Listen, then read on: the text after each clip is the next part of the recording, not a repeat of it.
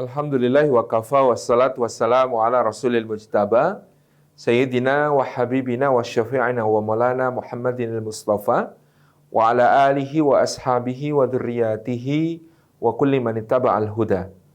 Asyhadu an la ilaha illallah wahdahu la syarikalah wa asyhadu anna Muhammadan abduhu wa rasuluh la nabiyya wa la rasula ba'dah. Hadratul mukarramin yang kami hormati, segenap hadirin dan hadirat acara kita pada kesempatan pagi hari ini, rahimani wa rahimakumullah. Puji syukur kehadirat Allah Subhanahu wa taala atas limpahan karunia-Nya kita dihimpun dalam majelis ilmu. Meskipun hanya secara daring, secara online, insyaallah tidak mengurangi semua keutamaan bermajelis ilmu yang bisa kita raih dari sisi Allah Subhanahu wa taala.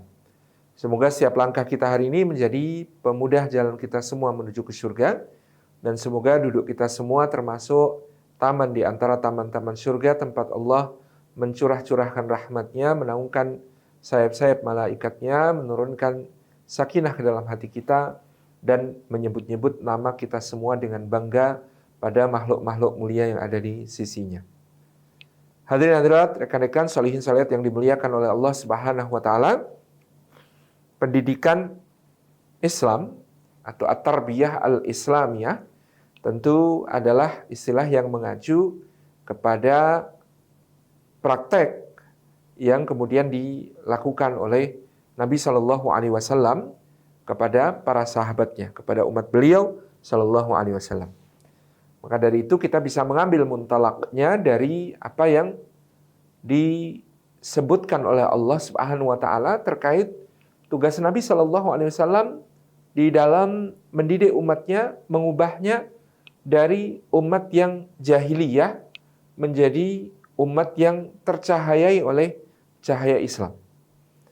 Dalam salah satu ayat misalnya, surah Al-Jumu'ah ayat 2, maka Allah Subhanahu wa taala mengatakan tentang Rasulnya sallallahu alaihi wasallam, "Walladzi ba'atsa fil ummiyina rasulan minhum yathlu 'alaihim ayatihi wa yuzakkihim wa yu'allimuhumul kitaba wal hikmah wa in kanu min qablu lafi dhalalim mubin." Dialah Allah zat yang telah membangkitkan di kalangan umat yang ummi, yang tidak membaca dan tidak menulis, seorang rasul dari kalangan mereka sendiri yang membacakan ayat-ayat Allah Subhanahu wa taala untuk mereka dan mentazkiyah, mensucikan jiwa mereka, dan mengajarkan kepada mereka Alkitab dan Al-Hikmah. Dan adalah mereka itu keadaannya sebelum yang demikian berada dalam kesesatan yang nyata. Ayat ini tentu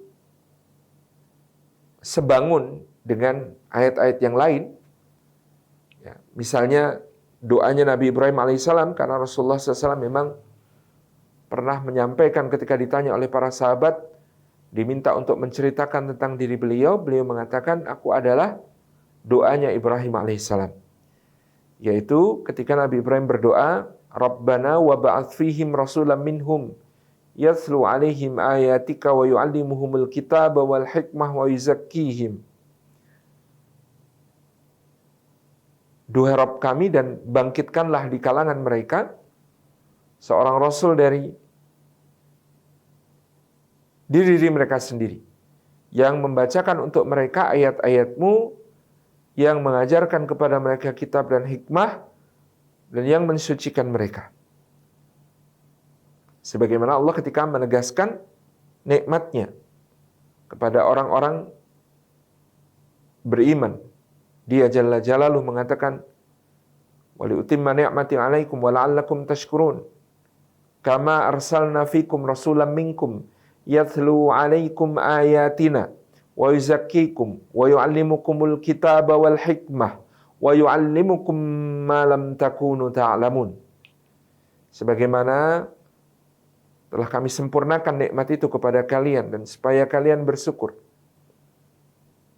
Sebagaimana telah kami utus seorang rasul dari kalangan kalian sendiri, yang membacakan ayat-ayat kami untuk kalian dan mensucikan kalian dan mengajarkan kepada kalian Alkitab dan Al-Hikmah dan mengajarkan kepada kalian apa-apa yang belum kalian ketahui.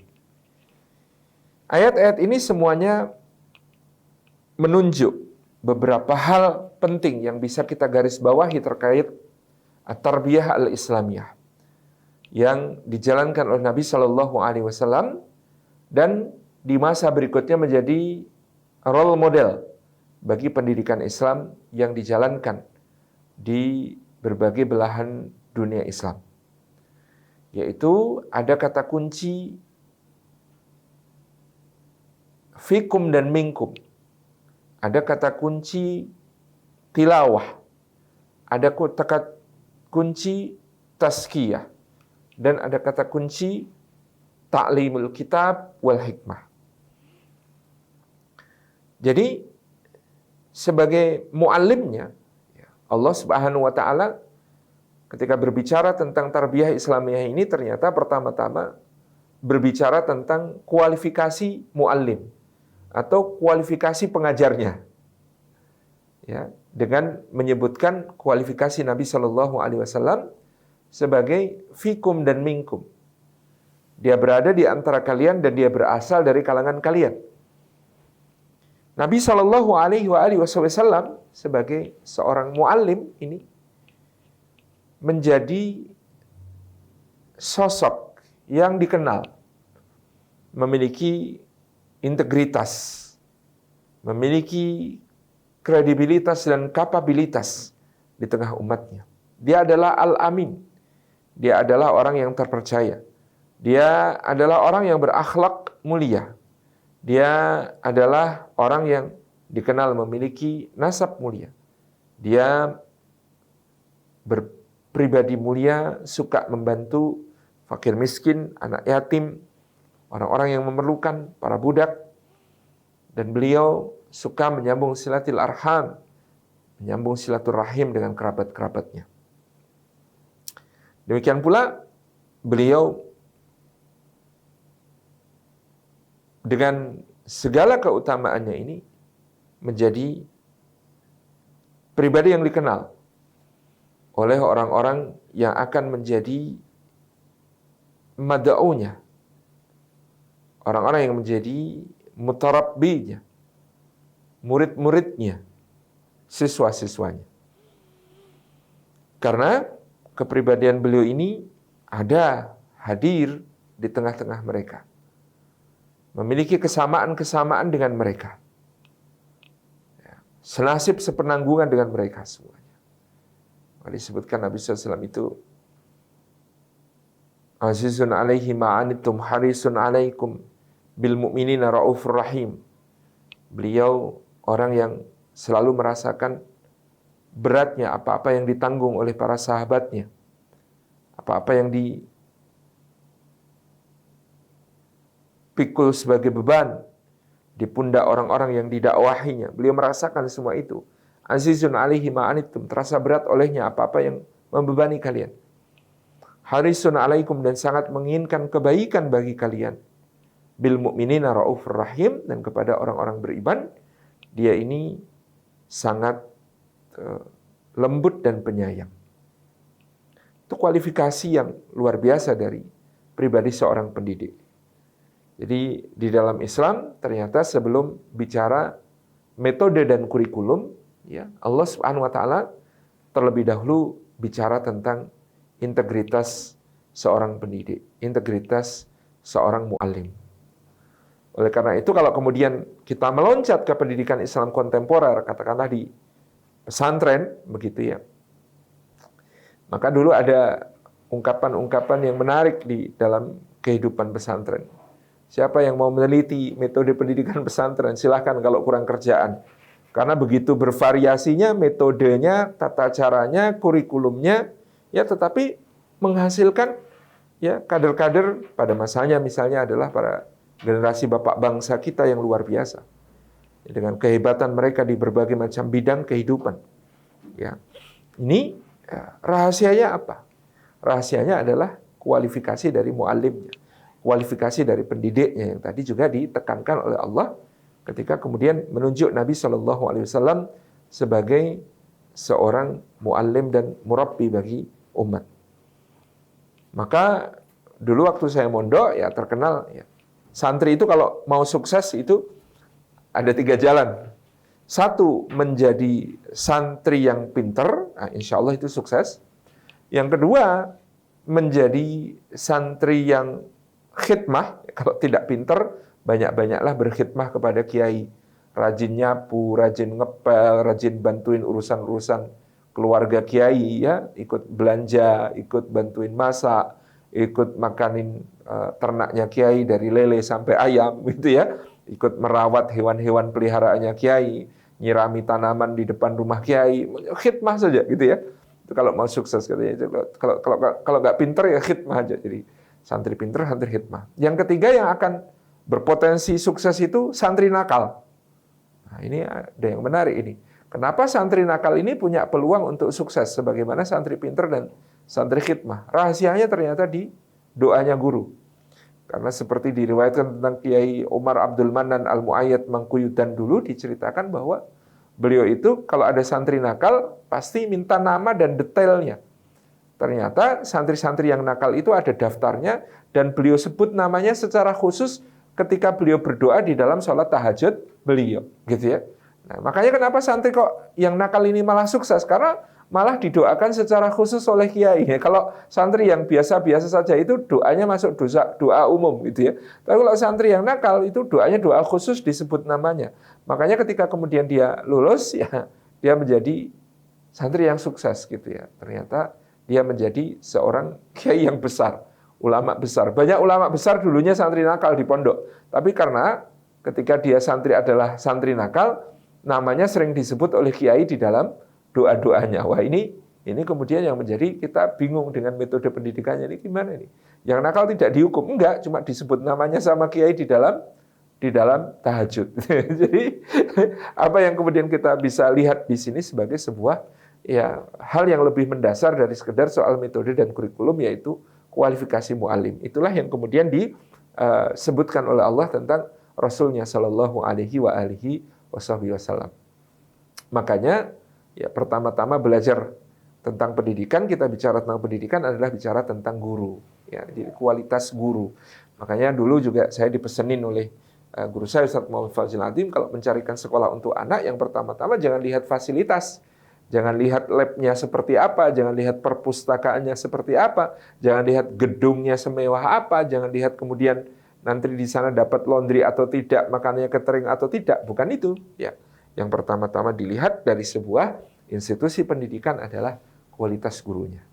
Maka Nabi SAW adalah role model sebaik-baiknya bagi semua mu'alim, bagi semua guru, karena beliau uswatun hasanah. Tapi juga karena beliau oleh Allah SWT disebut sebagai fikum dan minkum. Dia ada di kalangan kalian, kalian mengenalinya, bahkan orang-orang kafir suka mengatakan, ya ma li hadzal rasul ya'kulu ta'am wa yamshi fil aswaq. Rasul macam apa ini yang kemudian ya memakan makanan seperti kita makan dan berjalan di pasar-pasar, bekerja seperti kita bekerja. Kalau dia memang utusan Allah, kenapa makan makanan seperti kita?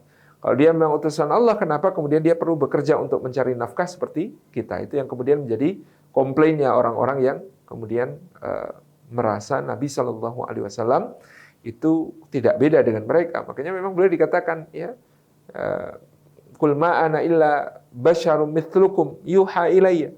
Aku ini tidak lain tidak bukan sama dengan kalian, sesama manusia seperti kalian. Hanya saja Allah memberikan wahyunya kepadaku untuk disampaikan kepada kalian sebagai bimbingan ke jalan yang lurus. Itu saja. Jadi yang beliau katakan, yang membedakan aku dengan kalian hanyalah bahwa aku mendapatkan wahyu dari Allah Subhanahu wa taala untuk membimbing kehidupan ini.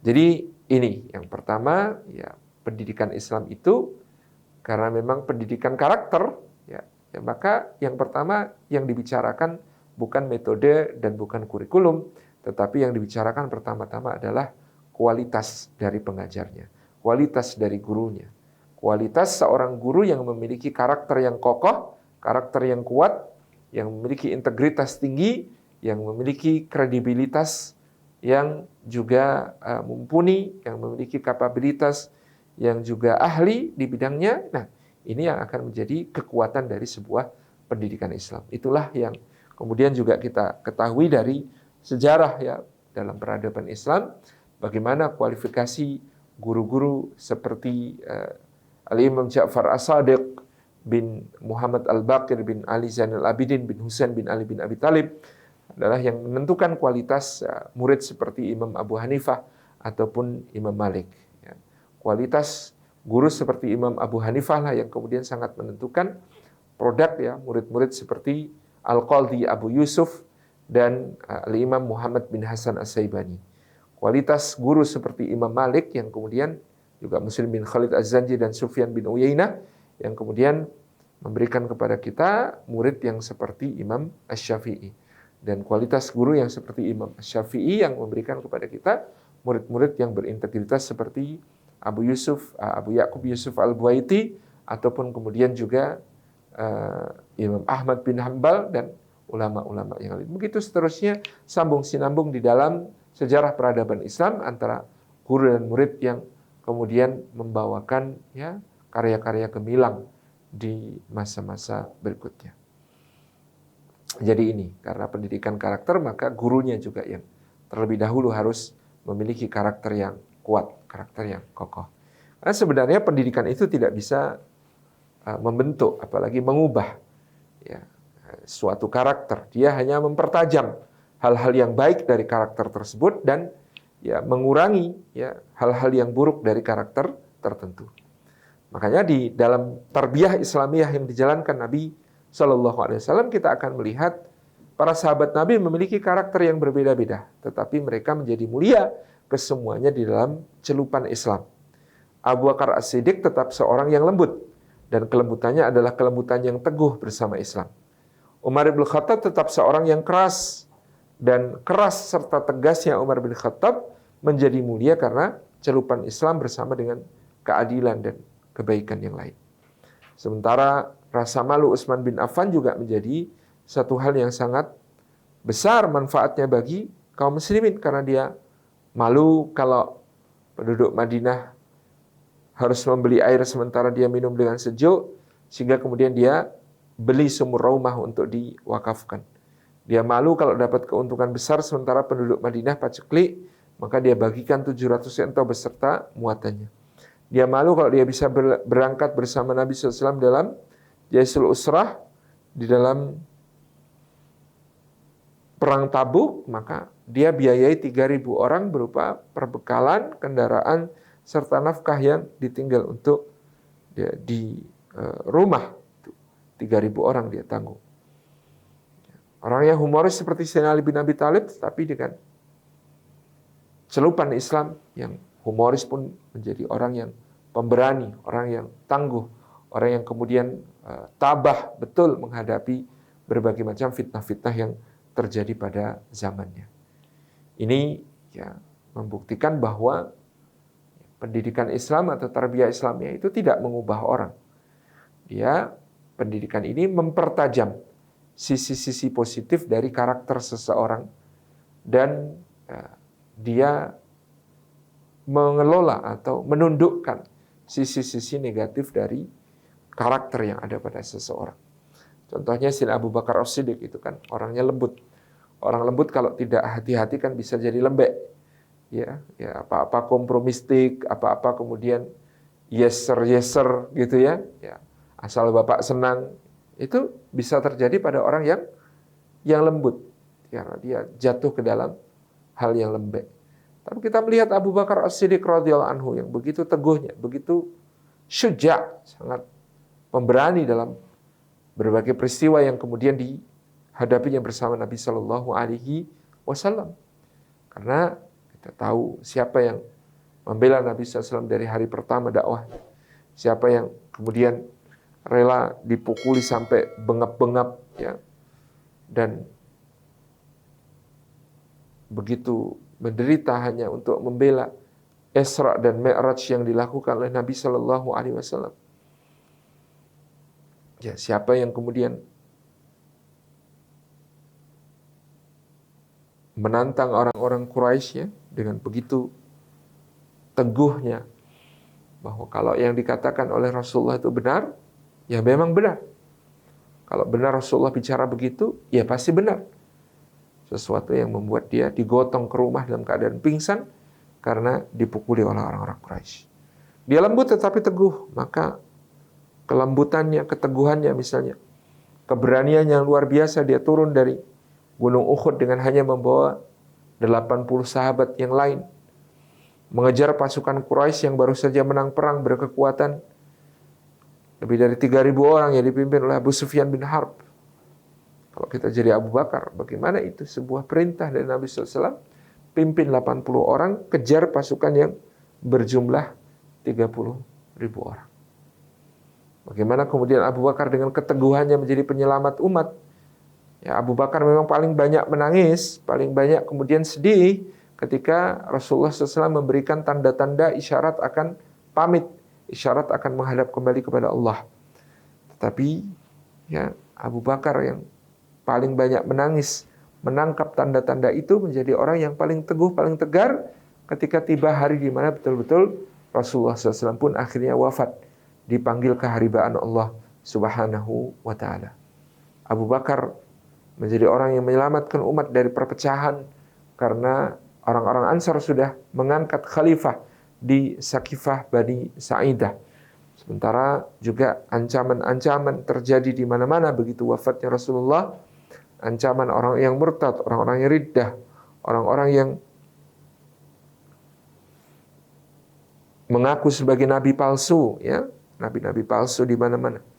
Orang-orang yang menolak membayar zakat, orang-orang Romawi, orang-orang Persia, semuanya mengarahkan pedang-pedang mereka kepada ya kekhalifahan Islam yang baru yang saja ditinggalkan oleh Nabi SAW.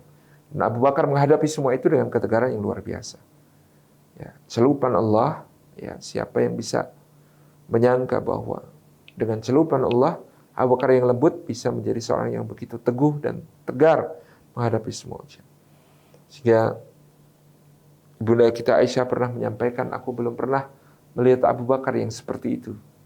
Dia tergopoh-gopoh membawa tali kekang untanya dan mengatakan seandainya mereka menolak untuk menyerahkan tali kekang unta sebagaimana yang dulu mereka biasa serahkan kepada Nabi SAW, maka demi Allah akan memerangi mereka sampai mereka kembali kepada agama Allah Subhanahu wa Ta'ala.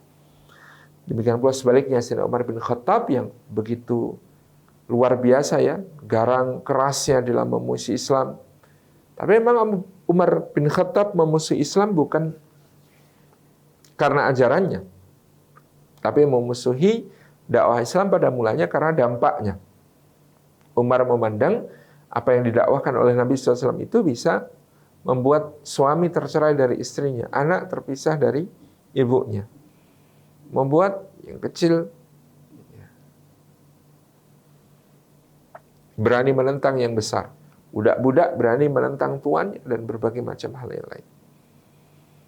Maka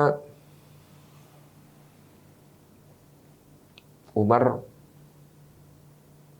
menyebut Nabi SAW sebagai perusak harmoni, perusak kerukunan, perusak persatuan di tengah bangsa Quraisy. Sehingga dia sangat membenci Rasulullah bukan karena pribadi Rasulullah, bukan karena ajaran Rasulullah, tapi karena dampak dari apa yang kemudian didakwahkan oleh Rasulullah SAW. Nah, dari situ kemudian kita tahu Islam yang kemudian dimusuhinya, yang pengikut-pengikutnya, apalagi yang dari kalangan budak, dengan bengis disiksa oleh Sayyidina Umar bin Khattab. Ini Sayyidina Umar berubah 180 derajat menjadi Al-Faruq, menjadi orang yang kemudian ketika mengatakan kepada Nabi SAW, ya Rasulullah, bukankah kita di atas kebenaran? Kata Nabi, iya. Bukankah mereka di atas kebatilan? Betul. Kalau mereka mati masuk surga. Kalau kita mati masuk surga, bukan? Betul. Kalau mereka mati masuk neraka, iya. Lalu mengapa kita memberi kehinaan kepada agama kita? Kita harus tegak berdiri, menunjukkan bahwa kita adalah orang-orang muslim. Maka jadilah beliau Al-Faruq yang membedakan yang hak dengan yang batil pada masa. Dengan diungkapkan kana Islamu Umar fathan wa hijratu nasran wa imaratuhu rahmatan lil mu'minin. Ya, masuk Islamnya Umar adalah kemenangan, hijrahnya adalah pertolongan, dan kepemimpinannya adalah rahmat bagi orang-orang yang beriman kepada Allah Subhanahu wa taala.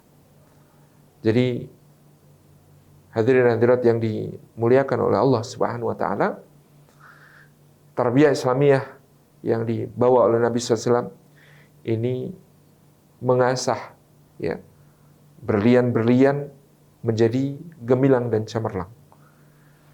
Mengasah ya, orang-orang terpilih menjadi orang-orang yang terpilih pula di dalam Islam.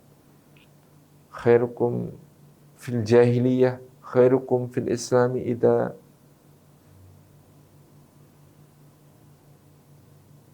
faqih. Orang yang terbaik di antara kalian akan menjadi yang terbaik di masa Islamnya, sama dengan dia terbaik di masa jahiliyah ketika dia memahami agama, ketika dia memahami din ini. Ini ya, asar dari tarbiyah Islamiyah yang kemudian dibawakan oleh Nabi SAW.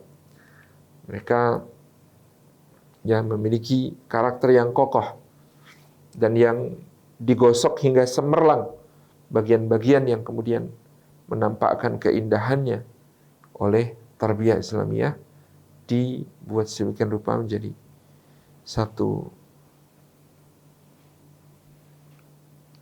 pribadi yang unggul.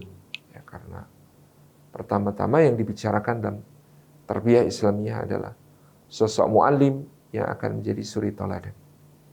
Maka dalam pembicaraan tentang tarbiyah Islamiyah, faktor yang sangat penting untuk dibicarakan pertama-tama adalah faktor pengajarnya, faktor gurunya, yang harus dididik terlebih dahulu menjadi insan-insan yang memiliki integritas, memiliki kekuatan, memiliki azam, iradah yang kuat untuk ya menjadi guru yang sebaik-baiknya, untuk membawakan ilmu dengan setulus mungkin, dan untuk mendidik anak-anak tersebut supaya kelak menjadi betul-betul generasi yang juga sama seperti gurunya, memiliki karakter yang kokoh, yang kuat, memiliki ya, visi yang jauh ke depan, memiliki pemikiran-pemikiran yang cemerlang, dan memiliki ya, kepedulian yang kuat kepada keadaan sekitar.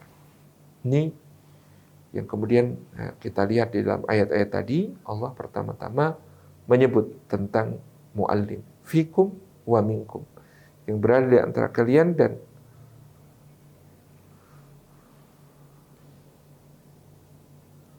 dia berasal dari kalangan kalian, membawakan kepada kalian contoh-contoh terbaiknya untuk dijalani dalam kehidupan ini. Yang berikutnya baru kita bicara tentang, setelah bicara dengan pengajarnya, kita bicara tentang metode yang diberikan oleh Allah Subhanahu wa taala untuk dijalankan oleh Rasulullah SAW di dalam pendidikan tersebut. Yakni bagaimana kemudian dilakukan pertama-tama yatlu alaihim ayati, membacakan untuk mereka ayat-ayat Allah Subhanahu wa taala. Jadi Al-Qur'anul Karim dan tilawahnya merupakan sumber yang luar biasa. Al-Qur'anul Karim yang kemudian ayat-ayatnya menyentuh hati orang-orang yang mendengarnya, mengubah hidup mereka, membelokkan jalan hidup mereka ke jalan yang lurus. Seperti diceritakan tentang masuk Islamnya Sayyidina Umar bin Khattab, ya. Selain kemudian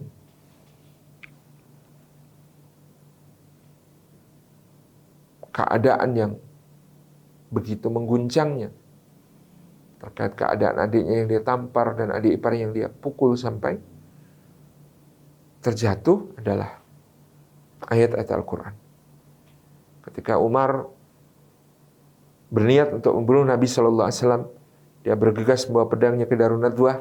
Tahu di sanalah Nabi SAW mengajar ya, para sahabatnya radhiyallahu anhum ajma'in. Maka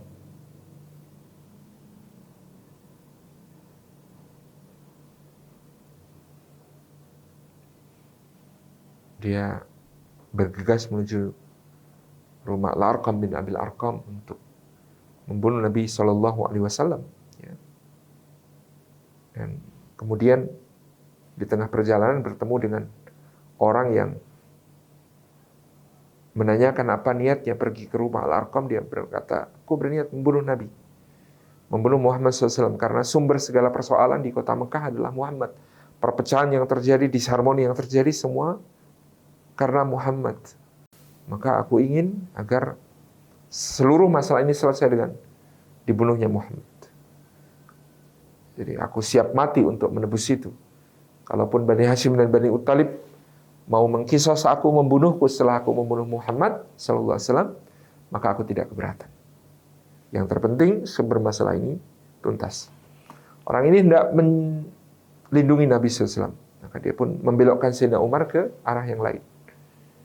Dengan mengatakan, apakah engkau tidak akan malu, wahai Umar, kalau engkau membunuh Muhammad SAW, sementara adikmu dan adik iparmu sendiri sebenarnya dalam keadaan telah memeluk Islam dan ikut kepada Muhammad SAW. Bagai disambar petir Sayyidina Umar, kemudian dia berbalik menuju ke rumah adiknya, Fatimah binti Al-Khattab, dan suaminya Sa'id bin Zaid yang merupakan sepupunya. Ketika sampai di pintu, diceritakan dalam kisah masuknya Sayyidina Umar bin Khattab, ketika sampai di pintu, Sayyidina Umar baru mendengarkan Fatimah binti Al-Khattab ini baru membaca Al-Quranul Karim di dalam, ditemani oleh suaminya, dan ada seorang murabbi, seorang guru di situ yang hadir mengajari keluarga Sa'id bin Zaid, yaitu Sayyidina Habab bin Al-Ard. Habab ini seorang budak pekerja tukang pandai besi di Bani Makhzum, ya, di sukunya Abu Jahal. Kemudian dia menjadi seorang mu'allim Al-Quran, ya, pengajar Al-Quran, karena memang memiliki keistimewaan. Jadi di sini Islam tidak memandang latar belakang, dia betul-betul menghargai setiap manusia dengan pribadinya dan keunikannya, sehingga Habab bin Al-Arad yang seorang tukang pandai besi budak ini menjadi guru bagi keluarga mulia Fatimah binti Khattab dan Sa'id bin Zaid yang merupakan bangsawan dari suku Adi. Ketika Sayyidina Umar sampai di pintu, dia tertegun karena di dalam dia mendengar adiknya melantunkan ayat Al-Quran, Taha, ma anzalna 'alaikal Qur'an litashqa illa tadhkiratan liman yakhsha tanzilan mimman khalaqal arda was samawati al-'ula ar-rahmanu 'alal 'arsy istawa lahu ma fis samawati wa ma fil ardh. Ya. Dan seterusnya gitu. Wa ma bainahuma wa ma tahta thara wa in tashhar bil qawli fa innahu ya'lamu sirra wa akhfa Allahu la ilaha illahu lahul asmaul husna. Betapa menggetarkannya kalimat itu di dalam dada Sayyidina Umar bin Khattab, sehingga beliau pun tertegun, ya. Taha, tidaklah kami turunkan Al-Quran ini kepadamu supaya kamu menjadi susah, tetapi sebagai pengingat untuk orang-orang yang takut kepada Allah. Diturunkan dari Zat yang telah menciptakan bumi dan juga menciptakan langit dan menciptakan apa yang ada di antara keduanya, sampai juga menciptakan apa-apa yang ada di bawah permukaan. Bila kau mengeraskan suaramu atau melirikkannya, maka Allah mengetahui yang tersembunyi maupun yang tak terlihat, yang rahasia maupun yang tertutupi. Semuanya tidak ada yang lepas dari penguasaan Allah SWT.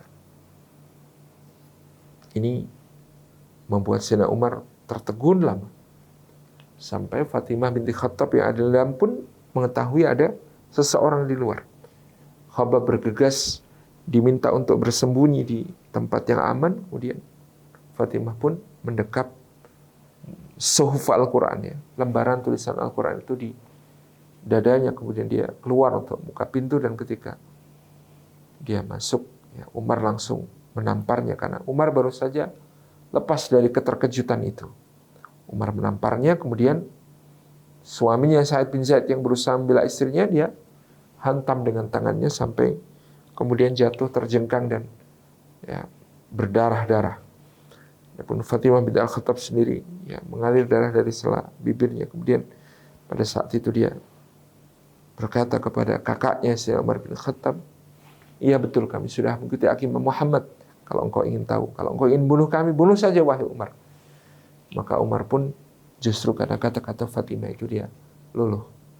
Dia pun jatuh terduduk dan kemudian berkata, wahai Fatimah, coba baca lagi apa yang kau baca tadi. Dibacakan. Coba kemarikan, aku ingin ikut membacanya. Tidak bisa. Engkau seorang yang masih musyrik, kau najis. Maka hendaklah engkau mandi terlebih dahulu, kemudian engkau ucapkan 2 kalimat syahadat kepada Allah dan Rasulnya SAW. Sudah itu, baru engkau bisa membaca Al-Quran ini. Demikianlah bagaimana ya, karakter yang begitu luar biasa dahsyat di dalam memusuhi dakwah. Karena alasan yang berbeda tentu dengan alasannya Abu Jahal, yang Abu Jahal lebih dibakar gengsi, ta'assub atau fanatisme suku, sampai kepada tertutupnya pintu hidayah bagi seorang Abu Jahal, satu di antara 2 orang yang dimintakan Allah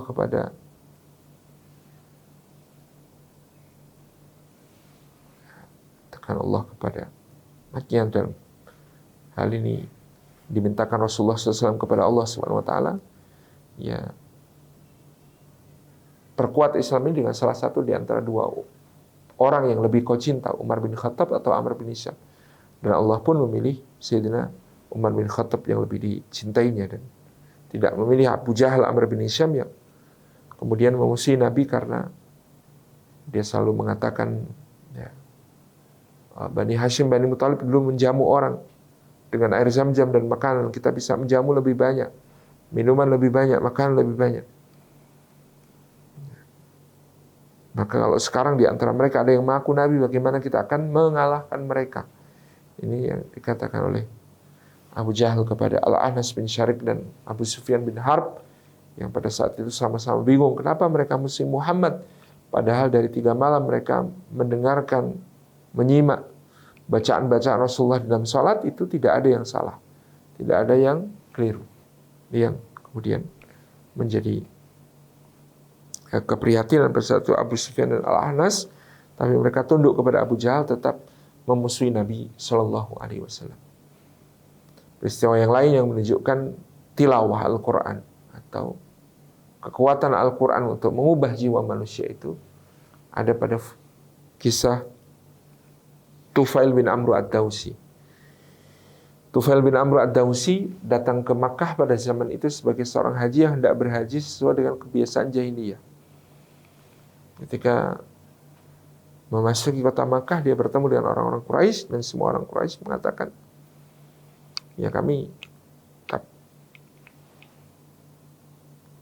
tidak merasa aman kalau engkau melaksanakan tawaf, karena kalau sampai engkau mendengar suaranya Muhammad SAW, suara itu seperti madu, begitu manisnya. Suara itu seperti berakar kokoh menghunjam ke bawah, dan ya, dia bagian atasnya memberikan buah yang manis dan harum. Maka hati-hati kepada suaranya Muhammad SAW, ya, supaya ya diperingatkan Tufail ini supaya jangan sampai mendengar suara Nabi SAW, karena bisa mempengaruhi dirinya.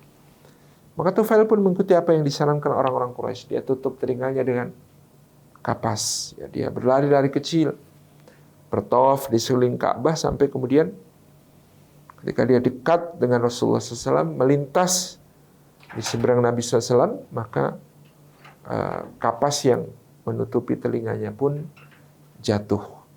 Dan karena kapas itu pun jatuh, kemudian dia bisa mendengar ayat Al-Quran, sehingga dari situ dia duduk bersimpuh mendekat kepada Nabi SAW dan minta diajari dengan Al-Quran Al-Karim. Jadi bagaimana fitrah yang ada dalam jiwa manusia, bagaimana karakter-karakter baik yang ada dalam jiwa manusia itu diinteraksikan dengan Al-Quran Al-Karim, hingga dia tersentuh, sehingga dia kemudian menjadi kembali kepada fitrahnya. Karena Al-Quran Al-Karim adalah jalan petunjuk bagi jiwanya. Membacakan ayat Al-Quran Al-Karim dan dampak-dampaknya ini harus kemudian menjadi perhatian kita juga. Bagaimana kita kemudian menjadikan Al-Quran sebagai acuan utama pendidikan kalau kita ingin membangun karakter yang baik dari orang-orang yang ada di sekitar kita. Yang selanjutnya, Nabi Ibrahim di dalam doanya menyebut taklim dulu, tetapi Allah di sini menghendaki ternyata setelah tilawah, metode yang diajarkan oleh Allah kepada Rasulnya SAW melalui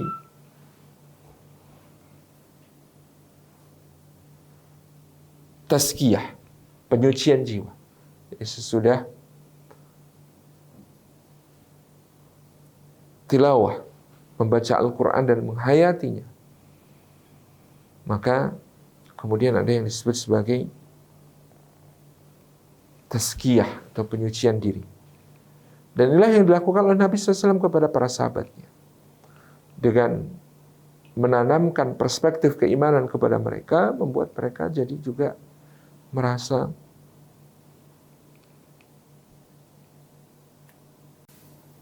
bahwa ada yang harus dibersihkan dari jiwanya, dari kekotoran-kekotoran dan dosa-dosa, dari penyakit-penyakit hati. Jadi tazkiyah ini ya menurut ulama dilakukan pada dua bidang sekaligus. Yang pertama mentazkiyah diri, mensucikannya dari dosa-dosa. Dan yang kedua mentazkiyah diri, mensucikannya dari penyakit-penyakit hati. Nah, mentazkiyah diri dari dosa-dosa, kemudian Nabi SAW mengajarkan kepada para sahabat perasaan muraqabatullah, senantiasa diawasi oleh Allah Subhanahu wa taala. Dan ketika itu adalah perkara yang mungkar atau perkara yang keji yang terkait dengan orang lain, ya, diajaklah ini untuk senantiasa berpikir secara empatik. Misalnya dalam cerita tazkiyah tentang seorang pemuda yang datang kepada Nabi SAW, kemudian dia mengatakan, "Ya Rasulullah, saya sudah menerima Islam. Saya tidak keberatan dengan semua aturan-aturannya, kecuali satu. Saya itu tidak bisa meninggalkan zina. Maka izinkan saya Rasulullah supaya tetap berzina." Dan Nabi SAW ketika menanggapi pernyataan semacam ini, beliau tidak langsung membantah dengan sengit ataupun marah-marah.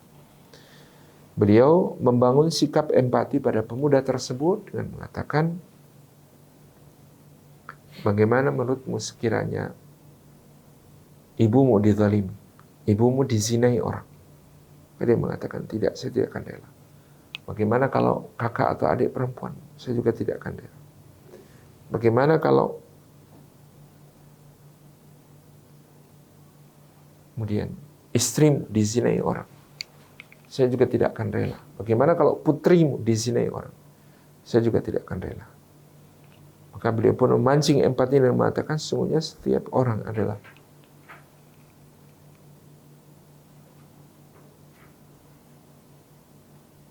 bisa jadi ibu, atau istri, atau anak perempuan, atau saudari dari kita semuanya. Maka kita pun tidak rela kalau mereka dizinai. Ya, kalau wanita yang kamu zinai ternyata adalah ya ibu seseorang, istri seseorang, anak perempuan seseorang, ya saudari seseorang, tentu mereka juga tidak akan terima. Maka pemuda itu pun menangis dan mengatakan, "Engkau betul ya Rasulullah." Nah, sudah itu Rasulullah pun meletakkan tangannya di dada pemuda itu dan mohon kepada Allah diberikan karunia supaya istiqomah dalam ketaatan, diberikan karunia supaya senantiasa berada di jalan kehambaan kepada Allah. Ini bagian dari tazkiyah yang dilakukan itu untuk membersihkan karakter yang ada pada sahabat mulia ini dari pengotor-pengotor jiwanya, pengotor-pengotor yang membuat dia jatuh ke dalam dosa-dosa dan kemaksiatan-kemaksiatan, jatuh dalam kebiasaan-kebiasaan buruk dan negatif. Ini yang terjadi ketika kemudian dia ditazkiyah, disucikan oleh sang mu'alim, oleh sang murabbi, oleh sang guru. Jadi kalau ingin menjadikan pendidikan kita itu memiliki kontribusi terhadap karakter baik seseorang, kita juga harus melakukan tazkiyah kepada mereka. Al-Quran menjadi acuan kurikulumnya, tazkiyah menjadi salah satu metodenya. Yang ketiga, Allah mengatakan wa yu'allimuhumul kitaba wal hikmah, dan mereka mengajarkan Alkitab, isi Al-Quran Karim, dan Al-Hikmah, sunnah-sunnah Nabi SAW. Sebagaimana sunnah-sunnah Nabi itu ditekankan untuk dilaksanakan. Kemudian sunnah-sunnah Nabi itu menjadi jalan bagi kita mendapatkan segala hal yang baik dan bermanfaat. Termasuk tugas Nabi tadi dalam ayat tentang penyempurnaan nikmat adalah wa yu'allimukum ma lam takunu ta'lamun, dan mengajarkan kepada kalian apa-apa yang belum kalian ketahui. Kesemua ini menjadi satu rangkaian kesatuan untuk membebaskan manusia dari kondisi jahiliyahnya menuju kondisi nuril Islamiyah. Dimulai dari kualifikasi gurunya, diikuti dengan acuan Al-Quran, dilanjutkan dengan metode tazkiyah, mensucikan hatinya, ya. Kemudian diakhiri dengan pengajaran ilmu yang berasal dari kitab dan sunnah, baik kitab yang tertulis maupun tentu kitab yang terbentang di alam semesta raya. Kesemuanya selama dibaca dalam asma Allah, Iqra bismi rabbikal ladzi khalaq, maka pasti akan menghasilkan kesimpulan yang sama, yaitu Rabbana ma khalaqta hadza batila subhanaka faqina adzabannar. Berharap kami tidaklah engkau ciptakan ini semua dengan sia-sia, maha suci engkau, maka jagalah kami dari api neraka. Demikian yang dapat kita sampaikan tentang bagaimana tarbiyah Islami atau pendidikan Islam itu memberi perhatian kepada pribadi seseorang. Dia menguatkannya secara akidah dan membimbingnya dalam ibadah sampai kemudian melahirkan akhlak mulia yang dirasakan oleh semua orang. Kami kembalikan kepada moderator. Jazakumullah khairan. Wassalamualaikum warahmatullahi wabarakatuh.